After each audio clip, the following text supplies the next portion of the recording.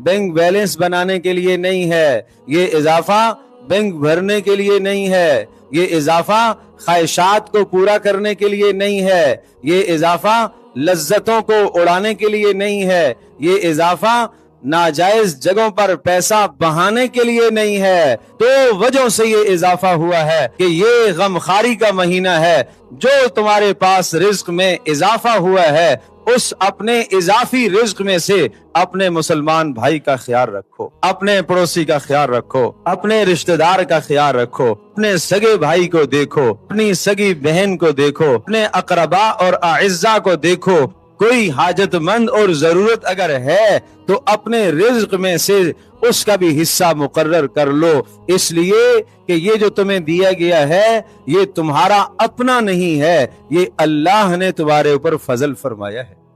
ये अल्लाह ने तुम्हारे ऊपर करम फरमाया है, ये अल्लाह ने तुम्हारे ऊपर एहसान फरमाया है, इसलिए तुम्हारा रिज्क बढ़ाया गया है। खजाने करने के लिए नहीं बढ़ाया गया, इसलिए बढ़ाया गया है ताकि दूसरों का ख्याल रखें। नंबर 2, इसलिए रिज्क बढ़ाया गया है ताकि आप थोड़े वक्त में अपनी जरूरत को पूरा कर लें और जरूरत को पूरा करने के बाद बाकी सारा का सारा वक्त अल्लाह की इबादत में सर्फ करें।